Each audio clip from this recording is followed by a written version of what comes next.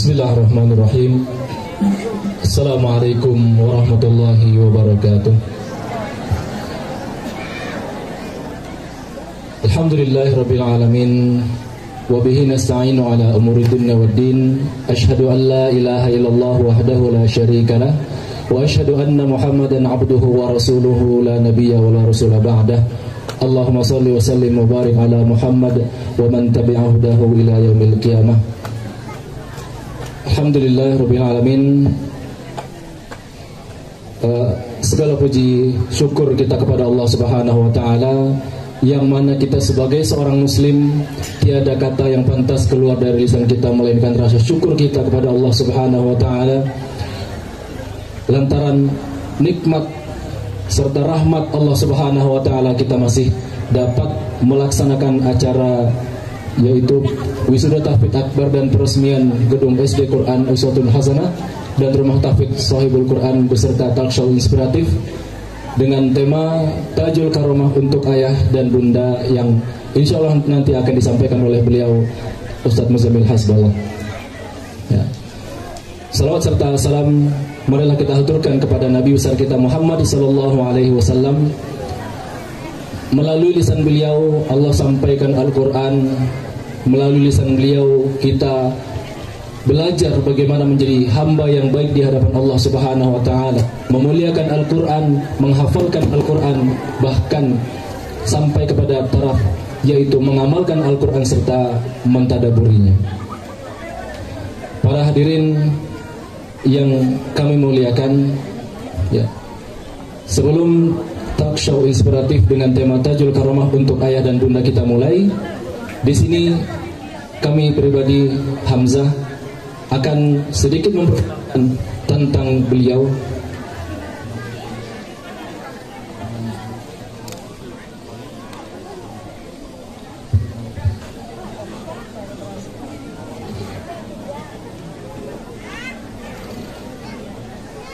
Ya. Beliau asli dari Aceh. Beliau lahir di Sigli 21 September 93 dan pendidikan terakhir beliau adalah di ITB, ya, mengambil jurusan teknik arsitektur, ya, dan beliau lulus pada tahun 2015, ya. Ya. Kemudian beliau kita kenal sekitar tahun 2016 yang mulai naik nama beliau, ya, yang saat itu beliau sedang mengimami sholat maghrib di Masjid Al-Latif, ya, di Masjid Al-Latif, ya. Kemudian dari situ kita mengenal, ya, siapa beliau yang menjadi seorang qari nasional yang diundang ke sana kemari. Tentu, ya, sebelum beliau naik, ya, dikenal oleh masyarakat Indonesia secara nasional, tentu ada tahapan-tahapan yang memang itu tidak instan. Banyak sekali tahapan-tahapan pembelajaran Al-Quran yang beliau jalani seperti itu. Baik, untuk efisiensi waktu, ya, demi lancarnya nanti talk show acara inspiratif Quran Tajul Karomah untuk Ayah dan Bunda yang akan disampaikan langsung oleh beliau Bang Muzammil, ya, kepada beliau langsung saja kami persilahkan dengan hormat.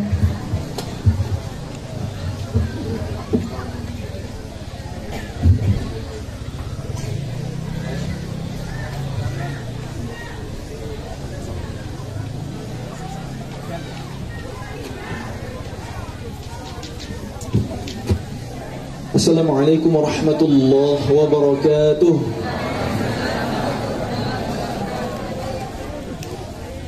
Kayak belum sarapan pagi semua ini.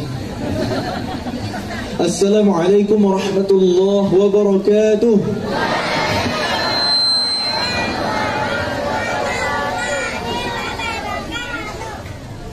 Alhamdulillahi wa kafa, wassalatu wassalamu ala rasulillahil mustafa wa ala alihi wa sahbihi ahli sidqi wal wafa. Allahumma anfa'na bima 'allamtana wa 'allimna ma yanfa'una wa zidna 'ilma. Rabbi shrah li sadri wa yassir li amri wahlul 'uqdatam min lisani yafqahu qawli. قال الله تعالى في القرآن الكريم وهو أصدق القائلين أعوذ بالله من الشيطان الرجيم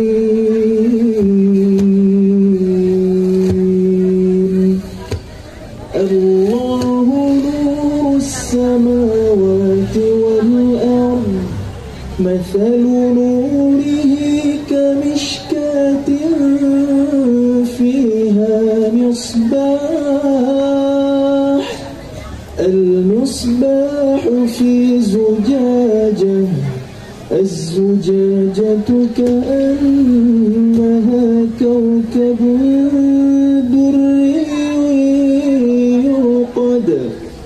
يوقد من شجرة مباركة زيتونة لا شرقية ولا غربية يكاد زيتها يضيء ولو لم تمسسه نار نور على نور نور على نور يهدي الله لنوره من يشاء ويضرب الله الأمثال للناس والله بكل شيء عليم صدق الله العظيم. Mari kita bersyukur kepada Allah. Alhamdulillahilladzi bi ni'matihi tatabus.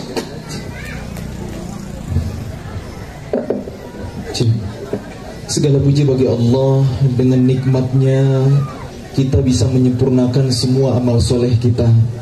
Termasuk di pagi hari ini kita berada di tempat yang sangat berkah, yang di sini diramaikan oleh keluarga Allah, karena ahlul Quran adalah ahlullah, yang di dalamnya dilantunkan kalamullah, yang di dalamnya disampaikan mau'izah hasanah, didoakan oleh para malaikat, majelis ilmu.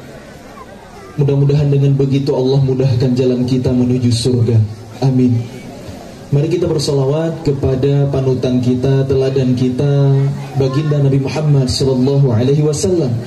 Allahumma salli wa sallim ala sayyidina wa nabiyyina wa habibina wa imamina wa qudwatina wa murabbina Muhammad wa ala alihi wa sahbihi wa man tabi'ahum bi ihsanin ila yaumil qiyamah.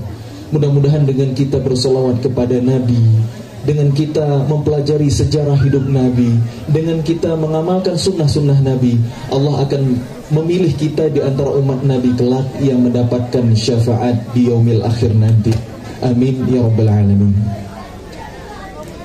Yang saya hormati dan saya muliakan Gubernur Provinsi Sumatera Barat atau yang mewakili, yang saya hormati dan saya muliakan Bupati Kabupaten Tanah Datar atau yang mewakili, yang saya hormati dan saya muliakan Kepala Dinas Pendidikan dan Kebudayaan Tanah Datar, yang saya hormati dan saya muliakan juga Camat Kecamatan 10 Koto, Wali Nagari Pandai Sike, Alim Ulama Cadia Pandai Nagari Pandai Sike, Pembina dan Ketua Yayasan Pendidikan Islam Ashabul Quran, Kepala Sekolah SD Quran Uswatun Hasanah, Kepala Rumah Tahfidz Sahibul Quran, Kepala Taud Bunaya dan Kepala SMA Negeri 1 10 Koto serta jajarannya, dan yang dimuliakan Allah, yang disayang Allah, wisudawan wisudawati Wisuda Tahfidz Akbar Yayasan Ashabul Quran Pandai Sike, ayah bunda yang berbahagia, teman-teman seperjuangan, dan ruh tamu undangan yang mudah-mudahan kita disayang oleh Allah Subhanahu wa taala.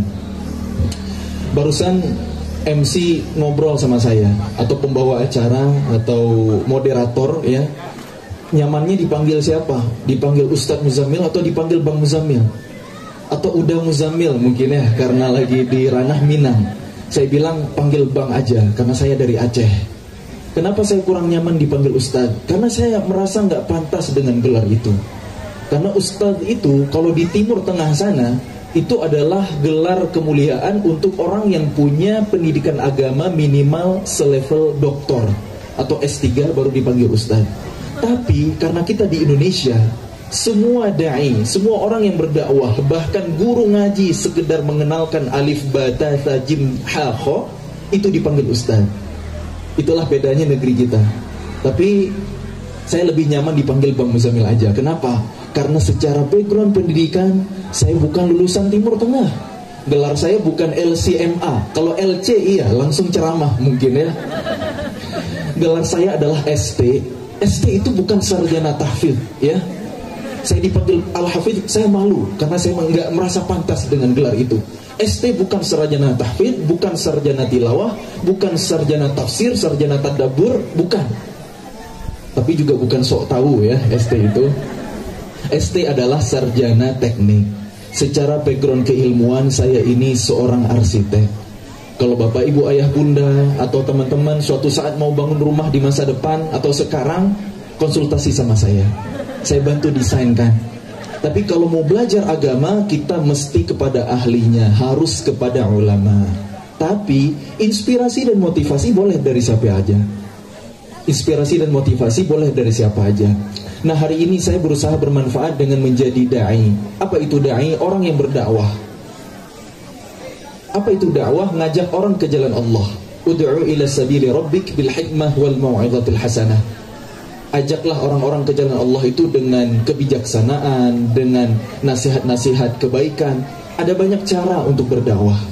Konten dakwah saya di sosial media, kalau ayah bunda atau teman-teman melihat channel YouTube saya, akun Instagram saya, atau anak muda hari ini mungkin scroll TikTok, kalau nemuin konten Muzamil Hasbullah itu hampir nggak ada yang ceramah. Dikit banget kalau ada. Yang ada banyaknya adalah lantunan Al-Quran. Jadi hari ini saya berdakwah dengan suara. Bukan berarti suara saya paling merdu, karena saya bukan qori juara internasional. Bukan berarti bacaan saya yang paling fasih. Bukan berarti hafalan saya yang paling mungkin.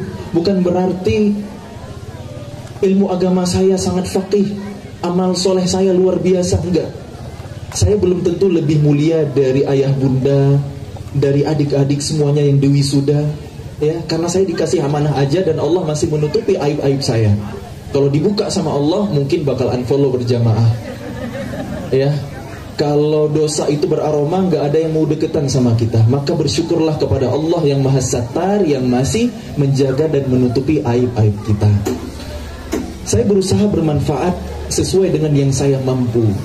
Karena kita bersyukur sekali negeri kita, wilayah kita, ranah Minang ini, terlebih di tanah datar ini, Masya Allah. Tadi disebutkan sudah ada 4 yayasan pendidikan Islam ya, 4 bersaudara.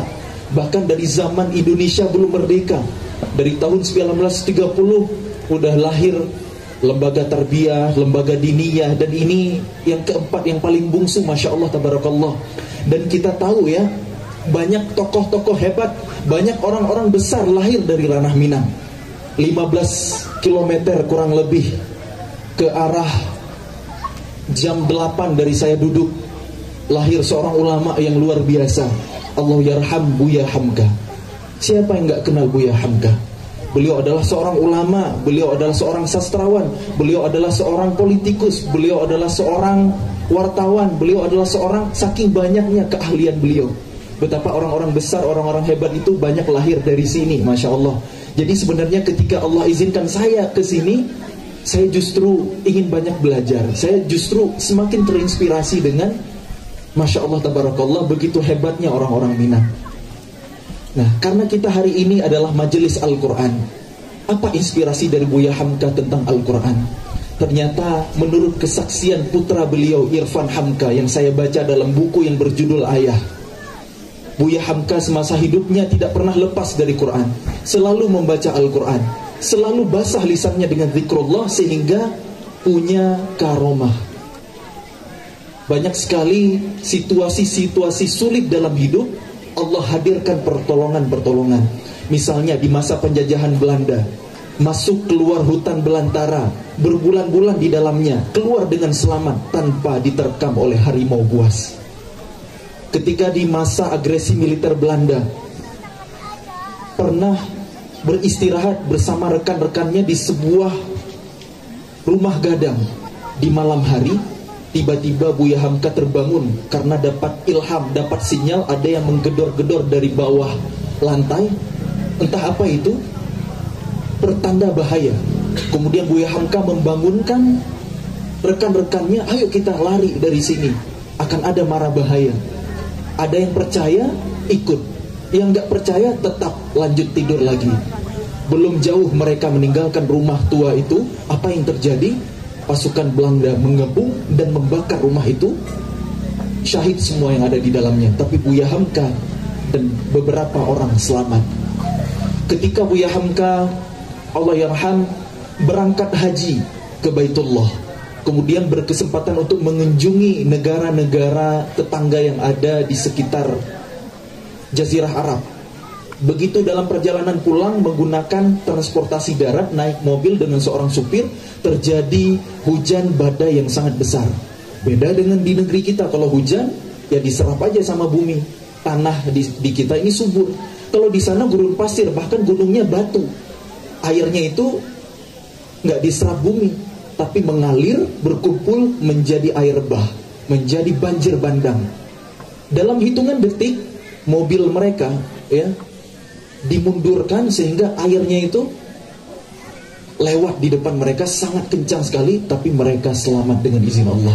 Ada banyak hal peristiwa dalam hidup Buya Hamka, saat-saat genting, saat-saat darurat itu Allah selamatkan. Menurut kesaksian Irfan Hamka, putra beliau, ayahandanya itu punya karomah, punya kemuliaan. Dari mana? Dari keberkahan Al-Quran, dari keberkahan zikrullah. Jadi memang Quran ini bawa berkah, ayah bunda.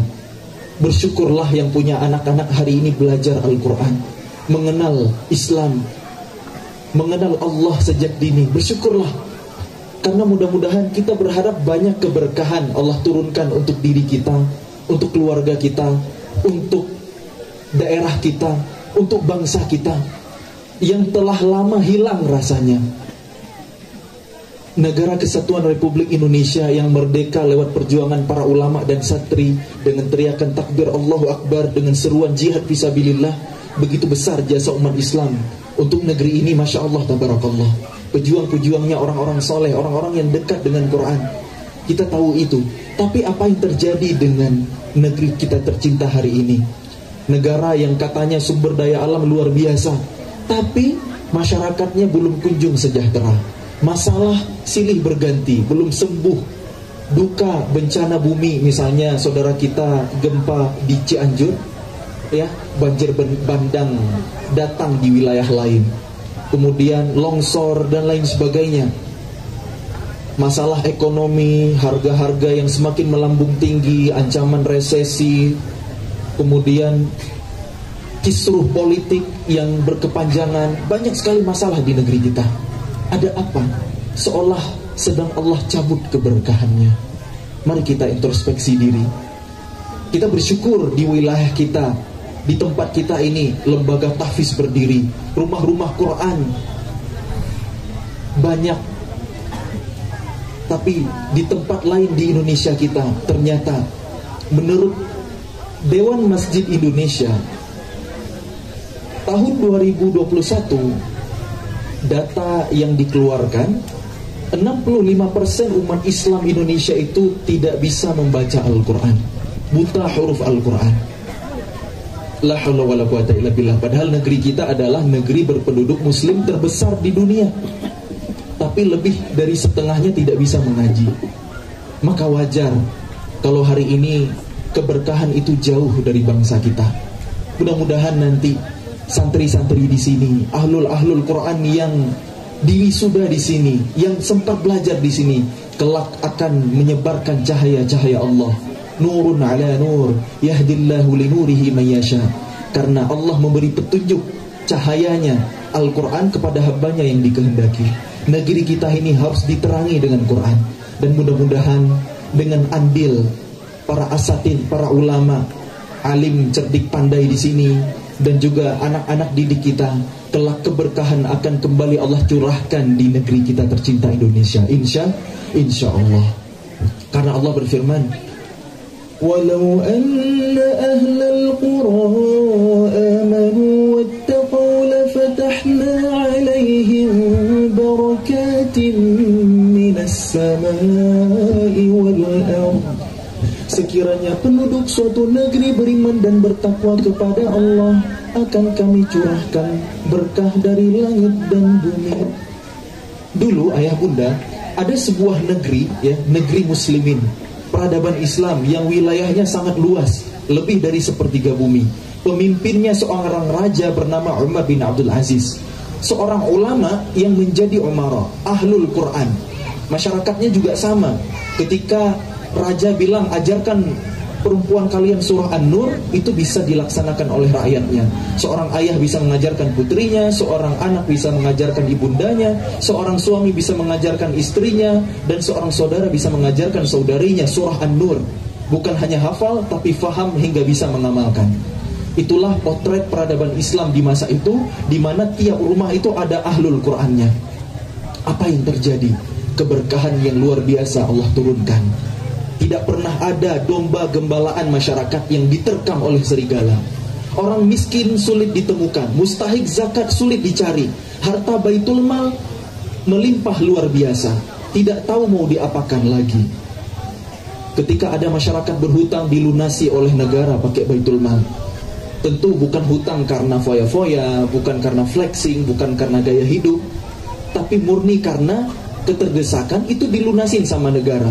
Beda dengan zaman kita sekarang, ada bayi lahir auto nanggung hutang negara sekitar hampir 30 jutaan rupiah.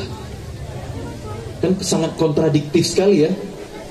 Dulu berkah sekali, harta baitul mal luar biasa, nggak tahu mau diapain, karena masyarakatnya punya kesadaran untuk memberi. Masyarakatnya berlomba-lomba dalam berwakaf, berlomba-lomba mengeluarkan hartanya di jalan Allah, sehingga kemakmuran itu di mana-mana. Berkah gitu. Harta baitul mal nggak tahu mau diapain lagi. Ada anak muda mau nikah, biayanya dari negara untuk mahar dan walimahnya. Nggak tahu lagi mau diapain lagi, dibeli biji-biji gandum, disebar di alam-alam bebas di puncak musim dingin. Kata khalifah atau kata raja, supaya tidak ada orang yang berkata ada seekor burung mati di negeri muslimin. Itulah keberkahan Al-Quran. Kemudian dalam lingkup yang lebih kecil lagi, kalau tadi kita bicara bangsa, mungkin bicara negeri yang sangat luas. Dalam lingkup kota misalnya, dulu Rasulullah SAW ketika hijrah ke Madinah, dulu namanya Yathrib. Madinah itu banyak sekali masalahnya, orang yang datang langsung demam, banyak penyakitnya. Ada dua suku, Aus dan Khazraj, berperang, saling bunuh, padahal mereka bersaudara, padahal mereka satu nenek moyang, satu endatu, tapi mereka saling menumpahkan darah. Apa yang terjadi? Rasulullah SAW mengangkat tangan, Allahumma barik li madinatina, Allahumma barik li madinatina, ya Allah berkahilah kota kami ini. Dengan izin Allah, dua suku itu bersaudara, penyakitnya hilang, dan hari ini kalau kita berziarah ke kota Nabi saat haji atau umroh, kita bisa merasakan ketenangannya. Mudahnya kita khusyuk sholat di Masjid Nabawi, berkahnya luar biasa, 3 kali lipat daripada kota Makkah. Itulah doa Nabi. Kemudian, apa itu barokah kalau begitu? Barokah itu adalah banyaknya kebaikan-kebaikan. Kalau rumah tangga yang berkah, karena memang itu doa untuk keluarga baru. Barakallahu laka wa baraka alaika wa jama'a bainakuma fi khair. Semoga berkah Allah saat bahagia, berkah juga saat berduka, dan semoga Allah kumpulkan kalian berdua dalam kebaikan. Ternyata rumah tangga yang berkah itu saat bahagia nggak lupa sama Allah. Bagaimana kebersamaan di dunia bisa berlanjut di surga. Kalau diuji dengan konflik, tahu apa yang harus diperbaiki, yang harus diintrospeksi. Berkah juga jadi lebih baik. Kalau umur kita berkah, pasti banyak habisnya untuk kebaikan, kemanfaatan, untuk ibadah, untuk berkarya, bukan kesia-siaan apalagi kemaksiatan. Kalau harta kita berkah, pasti Yang sedikit itu bikin cukup, dan yang banyak tidak melalaikan kita dari Allah. Itulah keberkahan, melimpahnya kebaikan-kebaikan. Dan salah satu cara untuk meraih keberkahan dalam hidup kita adalah dengan Al-Quran. Karena Allah berfirman di Quran surah Shad ayat 29, A'udzu billahi minasy syaithanir rajim. Kitabun anzalnahu ilaika mubarakun liyadabbaru ayatihi wa liyatadhakkara ulul albab. Kitab Al-Quran ini kami turunkan kepadamu, wahai Muhammad, bersama dengan keberkahan untuk ditadabburi ayat-ayatnya, dan supaya menjadi pelajaran bagi orang-orang yang memahami dengan hati. Shadaqallah.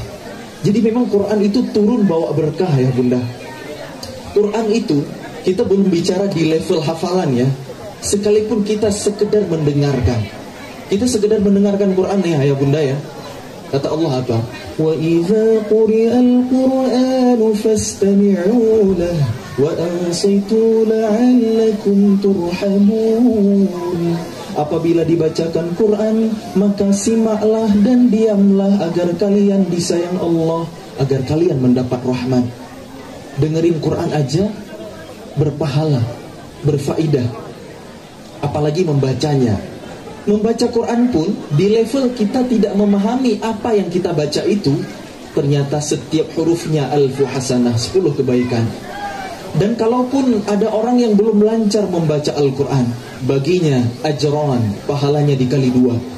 Yang sudah mahir, alladzi yaqra'una al-Quran fahuwa mahir ma'as safaratil kiramil bararah, akan bersama malaikat yang mulia. Itu di level bacaan. Berkah Allah turun, rahmat Allah turun, pahala berlipat ganda. Satu hurufnya 10. Ya, kalau nanti di bulan Ramadan ya, kita ada di penghujung Rajab, bulan Rajab, Allahumma barik lana fi Rajab wa Sya'ban wa ballighna Ramadan. Ya Allah, berkahilah kami di bulan Rajab dan Sya'ban ini, dan sampaikan kami ke bulan Ramadan yang merupakan syahrul Quran. Allah enggak bilang syahrul Ramadan alladzi kutiba fihi shiyam, tapi yang Allah bilang syahrul Ramadan alladzi unzila fihi al-Quran. Karena Ramadan adalah syahrul Quran. Ramadan mulia karena di dalamnya Allah turunkan Quran. Maka Quran itu ayah bunda semuanya yang disayang oleh Allah SWT, bawa berkah. Walaupun di level kita mendengarkan, walaupun di level kita membacanya, walaupun di level kita belum memahaminya. Apalagi ketika kita menghafal Quran, apalagi ketika kita mentadabburi Quran, memahami Quran, mengkaji tafsir Quran, mempelajari bahasa Al-Quran, mengamalkan Al-Quran dalam kehidupan, berlipat-lipat kebaikan, bertambah-tambah pahala. Luar biasa keberkahan yang Allah berikan kepada kita. Itulah Al-Quran. Apapun interaksi kita dengan Quran, semuanya adalah kebaikan. Dan kita bersyukur, Masya Allah, Tabarakallah, anak-anak kita hari ini bahkan sudah di level menghafalkan Al-Quran. Apa fadilah menghafal Al-Quran? Apa keutamaan dan kemuliaan para penghafal Al-Quran? Saya yakin, hakul yakin, para asatidz, para ulama di sini sudah sangat sering menyampaikan dari hadis-hadis Rasulullah SAW, apa itu keutamaan menjadi hamilul Quran, hafizul Quran, dan lain sebagainya. Saya yakin, saya hakul yakin. Namun yang harus kita fahami, yang perlu kita tanyakan, siapa itu ahlul Quran? Siapa yang dikatakan hamilul Quran? Siapa itu hafizul Quran? Maka mari kita renungi firman Allah yang ada di Quran surah Al-Hijr ayat 9. Allah berfirman, A'udzubillahi minasyaitonir rajim. Inna nahnu nazzalna adh-dhikra wa inna lahu lahafizun. Sesungguhnya kamilah yang menurunkan Al-Quran dan kami pula yang menjaganya. Inna nahnu nazzalna adh-dhikra. Sesungguhnya kamilah yang menurunkan adh-dhikra dan kami pula yang menjaganya. Kenapa dalam ayat ini Allah memilih subjek domirnya itu kami, nahnu? Kenapa bukan ana? Kenapa bukan aku? Inilah mukjizat Quran. Seolah Allah mau ngasih tahu kita, bahwa semua yang terlibat, semua yang berhubungan, semua yang bersinggungan dengan Quran itu mulia. Ketika Allah turunkan Quran ke dunia kepada Nabi kita Muhammad SAW, Allah beri tugas malaikat Jibril alaihi salam, yang dengan itu malaikat Jibril menjadi mulia, menjadi pemimpinnya para malaikat. Makanya Allah bilang, kamilah yang menurunkan Al-Quran, karena ahlul Quran itu ahlullah, keluarganya Allah. Kami, malaikat Jibril alaihi salam, Allah muliakan. Kamilah yang menurunkan Quran dengan izin Allah, dengan kuasa Allah. Allah maha kuasa melakukannya seorang diri, tapi Allah utus malaikatnya yang mulia. Wa inna lahu lahafizun, dan kami pula yang menjaganya. Siapa kami di kalimat berikutnya? Merekalah hamba Allah yang Allah pilih, yang Allah kasih petunjuk, yang Allah beri kesempatan untuk belajar membaca Al-Quran, untuk menghafal Al-Quran, untuk mengulang-ulang hafalannya, untuk memahami ayat-ayat Allah dan mengamalkannya dalam kehidupan. Itulah mereka, hafizul Quran, para penjaga Al-Quran, hamilul Quran, para pembawa Al-Quran. Siapa itu ahlul Quran sejati? Siapa mereka yang merupakan hafizul Quran? Maka simak lagi ayat tadi. Kenapa Al-Quran Allah ganti dengan nama lain, yaitu Az-Zikra? Inna nahnu nazzalna Az-Zikra. Kenapa bukan Inna nahnu nazzalna Al-Quran? Kenapa Allah ganti dengan Az-Zikra? Karena Quran itu adalah gantinya zikir, gantinya zikrullah. Quran itu membuat kita ingat sama Allah, karena yang kita dengarkan, yang kita bacakan adalah perkataan Allah, adalah kalamullah yang mulia. Maka Quran itu adalah zikrullah, Quran adalah az-zikra. Zikir itu, ayah bunda, gak cukup sekali. Selesai sholat, kita mengucapkan subhanallah, subhanallah, subhanallah 33 kali. Alhamdulillah, alhamdulillah, alhamdulillah 33 kali. Allahu Akbar, Allahu Akbar, Allahu Akbar 33 kali. Zikir itu diulang-ulang. Maka begitulah Quran. Allah pengen Quran itu seperti zikir. Quran itu diulang-ulang. Maka tidak dikatakan hafiz Quran, tidak dikatakan hamilul Quran kalau tidak mengulang-ulang Qurannya. Seorang hafiz Quran bukanlah orang yang sekedar hafal Quran, tapi mereka yang senantiasa mengulang-ulang Qurannya. Seseorang baru dikatakan menjaga Quran bukan ketika menambah hafalan saja, tapi justru ketika dia mengulang-ulang hafalannya. Jadi ketika seseorang murajaah, bahasa kita hari ini, itulah aktivitas menjaga Al-Quran. Bukan ketika menambah hafalan, bukan ketika sekedar diwisuda menjadi hafiz Al-Quran, kemudian Qurannya ditinggalkan. Karena menjadi ahlul Quran itu adalah tugas seumur hidup. Tidak ada kata wisuda untuk menjadi hafiz Quran dalam artian selesai tugasnya. Karena menjadi hafiz 30 juz itu bukan tujuan utama, bukan tujuan akhir, kata ulama. Loh, kok bisa begitu? Iya, karena seorang ulama menyampaikan menghafal Quran itu adalah wasilah untuk mengikat makna-makna Al-Quran. Jadi setelah hafal 30 juz masih ada PR untuk mentadabburinya, untuk memahaminya, mempelajari tafsirnya, hingga bisa mengamalkannya dalam kehidupan, hingga bisa mendakwahkannya, mensyiarkannya. Dan itu semuanya seumur hidup kita lakukan. Karena Quran itu hikmahnya, pelajarannya sangat luas. Quran yang turun 14 abad yang lalu, setiap zaman ada ulama tafsir menulis kitab berjilid-jilid. Tidak pernah habis ilmu Allah. Ayah bunda yang berbahagia dan adik-adik semua yang disayang oleh Allah Subhanahu wa taala, semoga Allah mudahkan kita semua untuk menjadi ahlul Quran. Karena ahlul Quran itu betapa dimuliakan oleh Allah Subhanahu wa taala. Semua yang berkaitan dengan Quran Allah muliakan.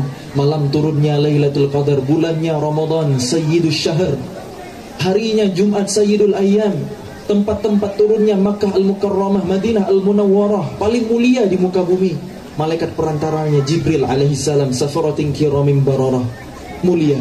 Nabinya, Nabi kita Muhammad SAW, wa innaka la'ala khuluqin azim, sungguh pada dirimu Muhammad ada akhlak yang agung, budi pekerti yang luhur.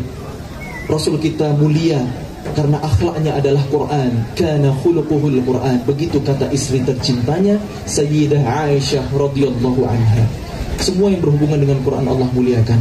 Maka mudah-mudahan Allah muliakan kita, Allah muliakan keluarga kita, anak-anak keturunan kita, bumi tempat kita berpijak, dan bangsa kita Indonesia, umat muslimin semuanya Allah muliakan, Allah bangkitkan kembali, Allah tegakkan syariatnya di muka bumi.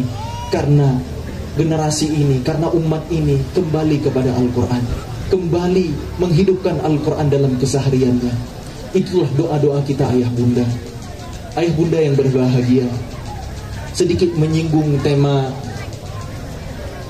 acara kita pada pagi menjelang siang hari ini, Tajul Karamah untuk ayah dan bunda. Beruntunglah para ayah bunda yang memiliki anak-anak yang soleh solehah, yang dekat dengan Al-Quran, yang pasti sebelum dititipkan kepada asatidz dan asatidzah, kepada guru-guru Quran mereka ataupun guru-guru ilmu apapun yang mengajarkan kebaikan untuk mereka, saya yakin di rumah masing-masing anak-anak kita sudah dididik dengan sebaik-baiknya, sudah dilahirkan, sudah dibesarkan dengan rizki yang halalan thayyibah. Maka insya Allah kelak anak-anak kita akan memberikan kemuliaan untuk kedua orang tuanya. Karena anak yang soleh-soleha, anak yang ahlul Quran itu adalah aset yang paling berharga. Bukan hanya untuk dunia, tapi justru utamanya untuk akhirat kita. Anak yang soleh-soleha, yang ahlul Quran itu harta yang sangat berharga ayah bunda. Ketika Rasulullah SAW pernah menyampaikan dalam sebuah sabda yang kita sering mendengarnya, idza matal insan inqata'a amaluhu illa min thalathin, shadaqatin jariyatin aw ilmin yuntafa'u bih aw waladin salihin yad'u lah. Jika manusia meninggal dunia, selesai semua urusannya, putus di dunia, kecuali 3 hal, kecuali 3 program. Apa itu? Yang pertama, sedekah jariyah. Apa itu sedekah jariyah? Sedekah yang terus mengalir pahalanya. Maka ulama menyampaikan ini adalah wakaf. Ayah bunda, kita berdiri di tanah wakaf. Wakaf itu diberkahi Allah. Kenapa? Karena harta wakaf milik Allah. Ketika kita membaca Al-Quran, kita kehabisan nafas, maka kita berhenti. Namanya wakaf, al-waqfu, berhenti. Maka harta wakaf itu adalah harta yang dihentikan di jalan Allah. Harta wakaf milik Allah, tidak boleh ditarik kembali, tidak boleh diwariskan, tidak boleh dihibah, tidak boleh diganti dengan yang lain. Walaupun ada perbedaan pendapat di kalangan ulama ya, dan itu sangat ketat sekali. Harta wakaf harus dijaga oleh nazir. Seorang wakif bisa memberikan syarat yang sangat lengkap ya, dan harus dikelola oleh nazir yang amanah ya. Begitu luar biasa syariat wakaf, karena peradaban Islam ini memang besar dengan wakaf. Wakaf ini akan mengalirkan pahala kepada pemberinya, kepada muhsininnya. Itulah urusan yang akan terus memberikan pahala untuk kita. Walaupun kita sudah enggak berpijak di muka bumi, sudah berada di alam kubur, tapi pahalanya ketika harta wakaf di jalan Allah diambil manfaatnya, pahalanya tetap mengalir kepada yang berwakaf itu. Maka ayah bunda, mari kita ambil kesempatan ini ya. Di belakang kita bangunan yang akan diresmikan ya, baru 1 lantai. Insya Allah akan diekspansi lagi ke atas, lantai kedua. Bayangkan nanti di sana akan ada gemuruh lantunan Al-Quran dari anak-anak kita, yang itu semua akan mengalirkan pahala kepada pemberinya, kepada waqifinnya. Ini kesempatan yang luar biasa. Jangan anggap remeh walaupun kita menyumbang mungkin hanya 1 butir batu bata, walaupun kita mungkin hanya menyumbang baterai untuk mikrofon gitu. Itu semuanya bernilai di sisi Allah. Maka mari kita ambil perannya ayah bunda yang berbahagia. Jadi 3 hal yang terus mengalirkan pahala. Yang pertama adalah wakaf. Wakaf itu adalah sedekah jariyah.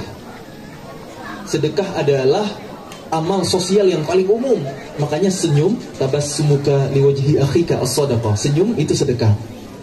Tapi kalau ada kotak amal lewat, kita senyumin, nah, itu bukan sedekah.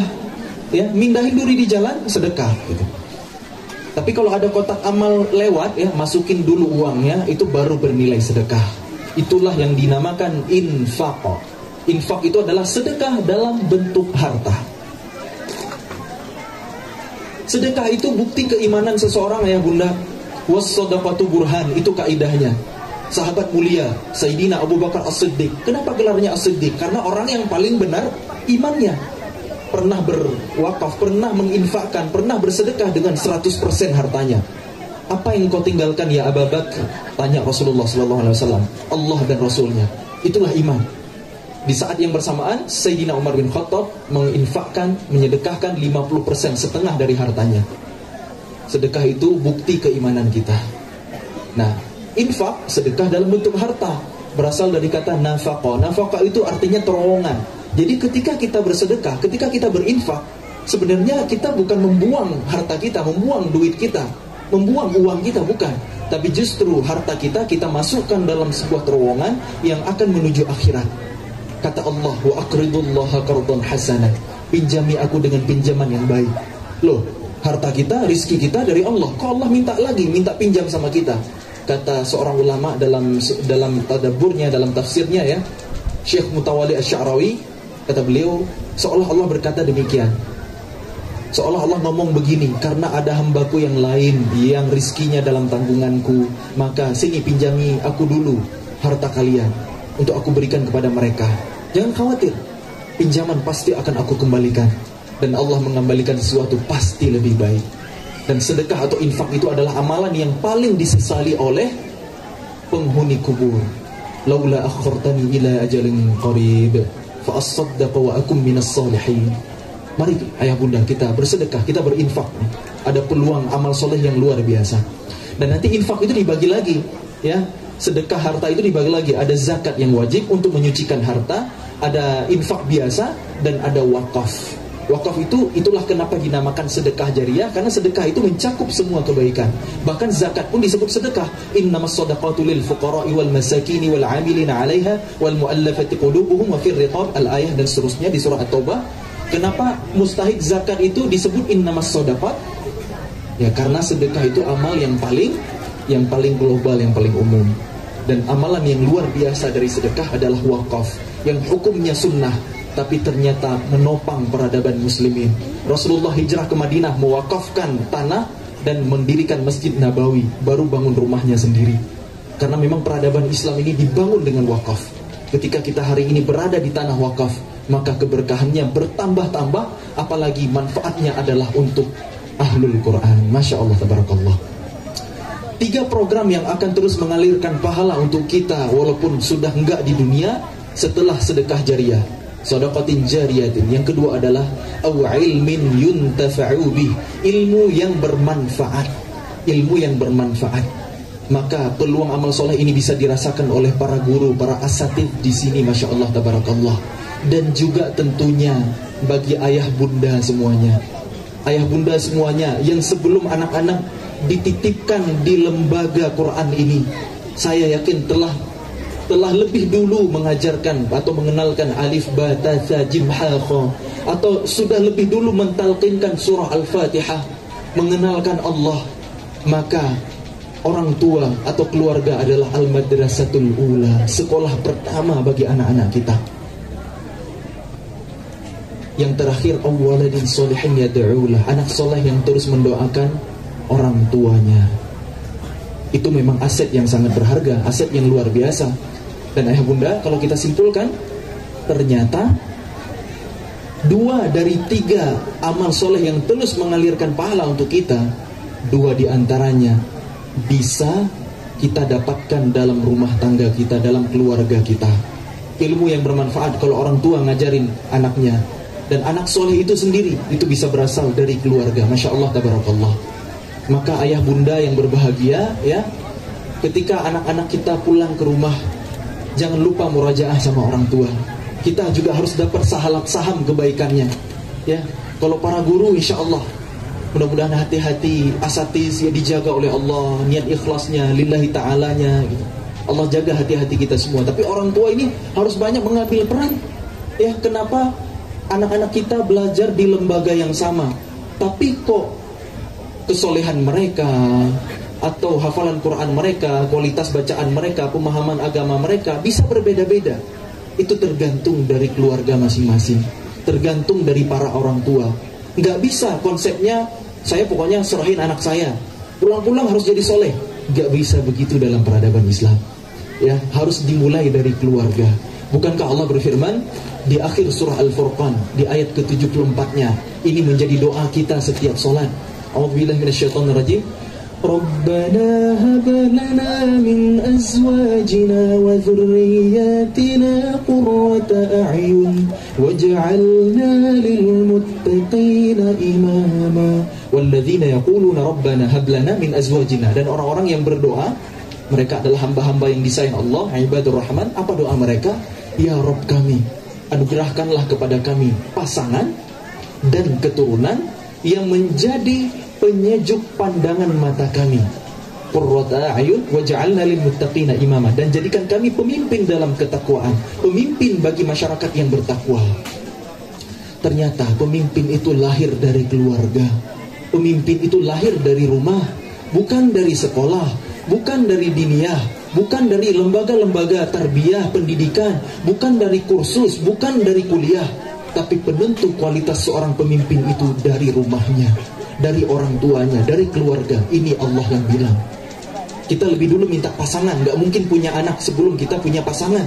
Maka sebelum kita berharap punya anak yang menyenangkan pandangan mata kita, kita harus lebih dulu menjadi suami yang baik, menjadi istri yang baik. Setelah itu baru kita bisa menjadi ibu yang baik, ayah yang baik. Itu urutannya. Dan kenapa mata yang menjadi ukuran? Qurrata a'yun. Ulama menyampaikan agar kita bahagia melihat anak-anak kita saat terjaga, saat bersama mereka, menyenangkan mata kita. Dan saat kita terlelap, saat kita tidak mengawasi mereka, tidak bersama mereka, saat mereka suatu saat merantau. Anak-anak Minang itu rata-rata merantau. Saya di Pulau Jawa banyak teman-teman saya orang Minang gitu. Saat mereka tidak bersama mereka, kita tidak khawatir. Dengan iman, dengan Quran yang ada dalam diri mereka, dengan kesalahan mereka, mereka bisa menjaga diri, tetap menyenangkan mata kita. Atau saat kita sudah enggak di dunia, saat kita terlelap, tetap menyenangkan mata kita. Itulah kenapa a'yun. Kenapa bukan qalbun? Kenapa bukan penyejuk hati, tapi memang penyenang mata, karena Quran ini adalah mukjizat. Wa ja'alna lil muttaqina imama. Mudah-mudahan muncul pemimpin-pemimpin masa depan nanti, insyaallah, dari ashabul Quran ini, dari sahibul Quran ini, dari bumi tanah datar ini, insyaallah. Ayah bunda yang berbahagia, gak usah khawatir tentang masa depan mereka. Ketika anak-anak kita sudah kita tanamkan iman dalam diri mereka, mereka takut kepada Allah, mereka tumbuh kesadaran bahwa Quran yang mereka hafalkan itu adalah kalamullah yang mulia. Karena memang urutannya adalah al-iman qabla al-Quran. Seperti perkataan sahabat mulia Abdullah bin Mas'ud radhiyallahu anhu, nata'allamna al-iman qabla an nata'allamna al-Quran. Kami belajar iman sebelum Quran. Ketika kami belajar Quran, fazdadna bihi imanan, bertambahlah iman kami. Maksudnya gimana? Dulu ayat-ayat Quran yang lebih duluan turun, yang pendek-pendek, juz 30, juz 29 yang dibacakan oleh anak-anak kita tadi, yang merupakan surah-surah Makkiyah yang turun sebelum hijrah, itu tujuannya adalah untuk menguatkan iman. 13 tahun Nabi dakwah di Mekah, nggak bicara perintah sholat, nggak bicara zakat, nggak bicara haji, nggak bicara aturan-aturan bermasyarakat, bernegara, nggak. Tapi iman. Bagaimana gambaran surga, bagaimana siksa neraka, bagaimana nasib umat-umat terdahulu yang soleh ataupun durhaka. Itu semuanya Allah turunkan saat di Mekah secara umum, yang tujuannya adalah menguatkan iman. Setelah hijrah ke Madinah, aqimus shalah wa atuz zakah, qalu sami'na wa ata'na, kami dengar dan kami patuh. Iman. Jadi dengan iman, syariat itu bukan beban. Jangan sampai anak-anak kita hari ini merasa terbebani dengan Quran. Kenapa? Karena mereka belum hidup iman di hatinya. Ini bahaya justru. Jangan sampai mereka justru menganggap Quran itu sesuatu yang menyulitkan. Padahal Allah bilang, Toha ma anzalna alaikal Qur'ana litashqa. Kami tidak menurunkan Quran kepada Muhammad untuk menyusahkanmu, untuk menyulitkanmu. Quran itu harus dinikmati. Quran itu harus membahagiakan. Quran itu menyenangkan gitu. Bukan saat di lembaga tahfiz semangat menghafal, pas liburan kesempatan untuk main, tinggalin dulu murajaahnya. Ini salah, ada yang salah kalau yang terjadi seperti ini. Atau dalam ibadah-ibadah yang lain ya, anak-anak sulit untuk kita suruh sholat ya. Kenapa bisa sulit? Karena kita tidak menyiapkan hati mereka untuk mengenal Allah, kepada siapa mereka bersujud saat sholat. Mungkin kalau kita hanya fokus mengajarkan gerakan sholat, bacaan sholat ya, tapi kita lupa mengenalkan Allah, kepada siapa mereka menyembah saat sholat, maka tidak tumbuh kesadaran itu. Syariat menjadi beban, ini bahaya. Itulah kenapa iman dulu sebelum Quran. Kenalkan Allah, Allah, Allah, Allah. Allah harus agung di hati mereka. Jangan sampai mereka salah niat dengan Quran ini. Karena Nabi mewanti-wanti, aktsaru munafiqi ummati qurra'uha. Kebanyakan munafik dari golongan umatku justru para pembacanya, para pelantunnya, para penghafalnya. Na'udzubillah min dzalik. Luruskan niat, menjaga hati. Bukankah ada 3 golongan ya? Yang satu seorang alim, seorang qari. Yang kedua seorang kaya. Yang ketiga seorang mujahid. Yang mereka mengaku fisabilillah, mengaku lillahi ta'ala, tapi Allah bilang kadzabta, kamu dusta. Kamu melakukannya di dunia supaya disebut qari, disebut alim, disebut ulama. Kamu melakukannya supaya disebut dermawan. Kamu melakukannya supaya disebut pahlawan. Allah memerintahkan malaikat untuk menyeret mereka ke neraka. Na'udzubillah min dzalik. Tentu menjaga hati ini sulit ya. Mudah-mudahan Allah selamatkan hati-hati kita semua. Ya, iman sebelum Quran, supaya anak-anak kita tidak salah tujuan dengan Qurannya. Bukan untuk meraih dunia, melainkan untuk ridha Allah, untuk akhirat yang jauh, yang kekal abadi selama-lamanya. Akhirat sebelum dunia.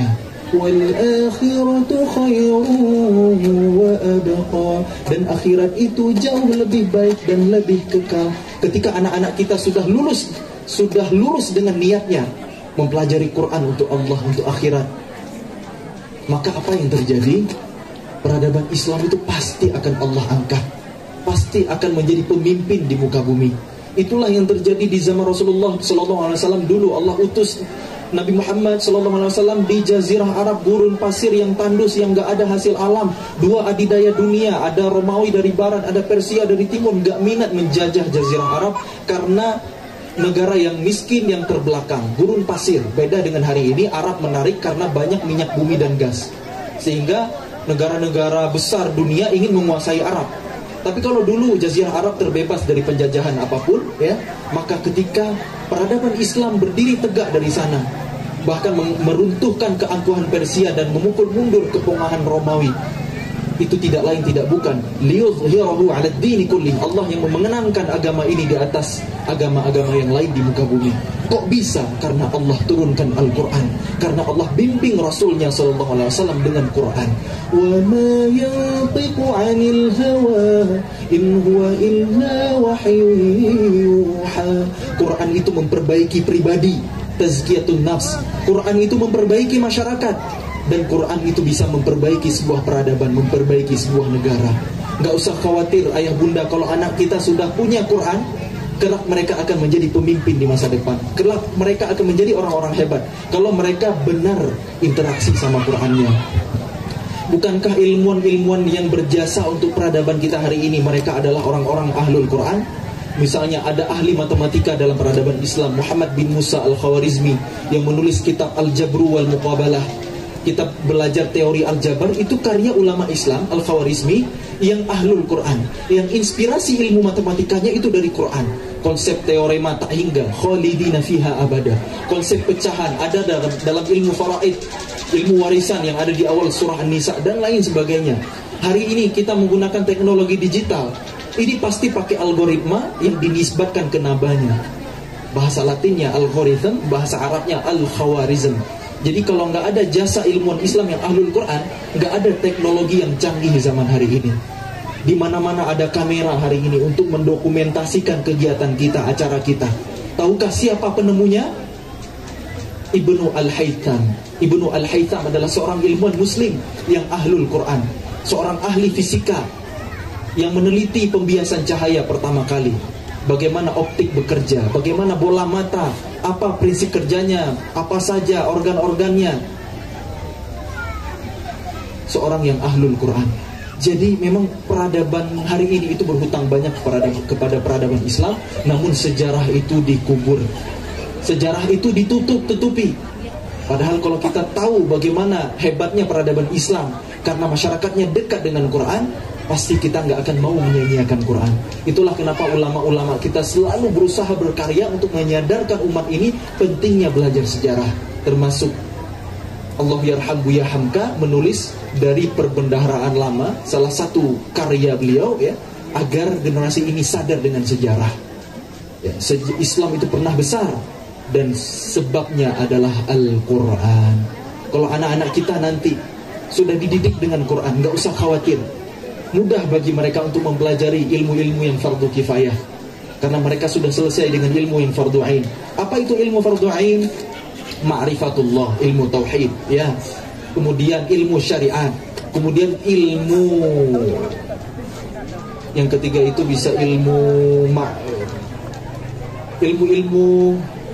pokoknya yang pokok untuk agama kita ya. Setelah selesai dengan ilmu fardu ain, baru silakan pelajari ilmu fardu kifayah, silakan pelajari kedokteran, silakan pelajari arsitektur, silakan pelajari teknik sipil, silakan pelajari ekonomi, ya, politik, jadi pengusaha, jadi apapun ya. Kalau sudah punya iman, sudah punya Quran, pasti mereka akan menjadi orang-orang besar, menjadi orang-orang hebat. Permasalahannya hari ini, kita para orang tua ya, sebagian orang besar orang tua hari ini lebih bangga anaknya kuliah di ITB daripada menjadi ulama, belajar di Timur Tengah, daripada hafal Quran gitu. Karena hari ini adalah zaman materialisme, zaman dimana segala sesuatu itu diukur dengan materi.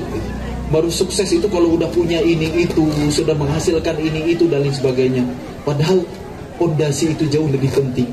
Dulu ilmuwan Islam ahli kedokteran, ada yang namanya Ibnu Sina, ada yang namanya Abul Qasim Az-Zahrawi, ada yang namanya Ibnu Nafis. Mereka mengembangkan kedokteran bukan supaya kaya, tapi untuk ibadah, karena memang tujuan penciptaan kita adalah وَمَا خَلَقْتُ الْجِنَّ وَالْإِنسَ إِلَّا لِيَعْبُدُونَ. Kedokteran dikembangkan karena orang sakit terganggu ibadahnya. Sesederhana itu. Matematika dikembangkan karena ibadah muslimin butuh itu. Menghitung nisab zakat, kapan haulnya, mengelola harta baitul mal, ilmu faraid tentang warisan, semuanya matematika.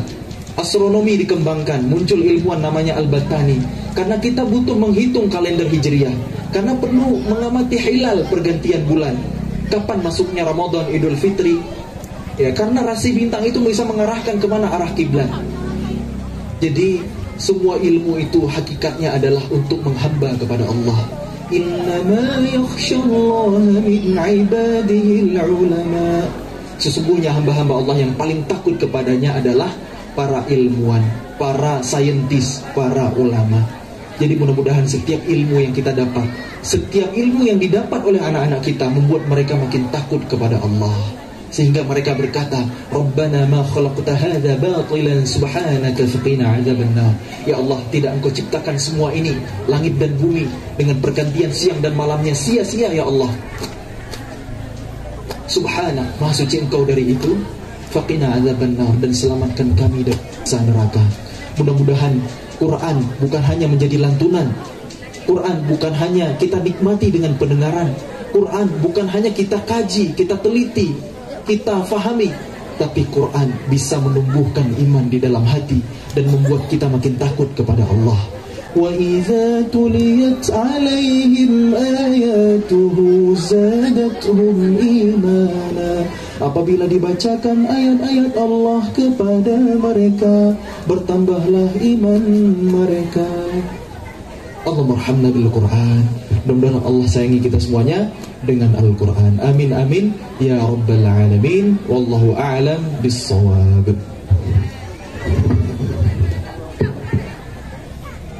Syukron jazakumullah khairan kepada Bang Muzamil yang sudah menyampaikan banyak motivasi kepada kita, kemudian menjelaskan kepada kita berkah daripada Al-Quran ya, dimulai dari kisah Buya Hamka yang beliau memang betul-betul mentadaburi Al-Quran ya, dan bahkan juga beliau menulis satu kitab tafsir ya, dan juga banyak karangan-karangan beliau yang begitu memuliakan Al-Quran, sehingga Allah selamatkan beliau dari masa-masa ataupun saat-saat genting. Dan juga pada zaman salaf, ketika orang-orang pemimpin-pemimpin yang ada pada zaman tersebut memuliakan Al-Quran, maka Allah pun akan memuliakan orang-orang yang juga memuliakan Al-Quran. Ya. Begitu pula kita di sini sebagai wali santri yang anak-anaknya ya, akan diwisuda Al-Quran. Semoga ya, kelak ketika mereka ini besar, tidak hanya sebagai penghafal Al-Quran, akan tetapi benar-benar mentadaburi Al-Quran, bahkan sampai kepada taraf untuk mengamalkan Al-Quran. Ya. Baik para hadirin sekalian,